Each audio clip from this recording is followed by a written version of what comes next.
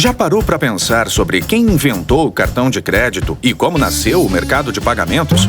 Tudo começou em um restaurante quando o empresário Frank McNamara esqueceu a carteira e, digamos, teve que dar o seu jeito. Ele não só teve a ideia de pendurar a conta, como continuou consumindo. E passou a acertar mensalmente, tudo de uma única vez. Criou um Clube do Jantar e distribuiu cartões de membros aos seus amigos que também passaram a consumir e só pagar depois. Adicionou mais restaurantes ao clube e o que começou como um jeito de pagar o jantar se transformou na primeira bandeira de cartões de crédito do mundo. O clube de pagamentos evoluiu sua tecnologia ao longo dos anos e, para expandir, adicionou emissores e credenciadores no jogo.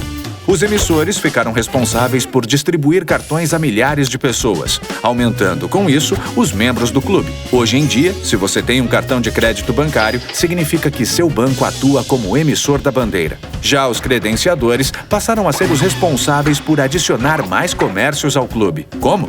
Habilitando o comércio para receber pagamentos com o cartão da bandeira em suas maquininhas.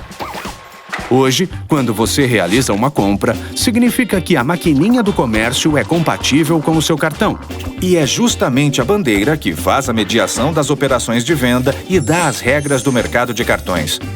Ela checa junto ao banco informações sobre o saldo ou crédito. Se estiver tudo certo, a bandeira sinaliza para o credenciador que a transação foi aprovada. E comerciante e consumidor podem fechar negócio. No Brasil, durante muito tempo, duas bandeiras em especial dominavam o mercado que operava com apenas 2 credenciadores de maneira exclusiva. Os credenciadores e maquininhas que não operassem com elas ficavam de fora do jogo. Formou-se então um duopólio, que dificultou novos credenciadores e maquininhas de entrarem no jogo. Com isso, diversas entidades governamentais e privadas trabalharam pela abertura do mercado e abriram caminho para a regulamentação do Banco Central.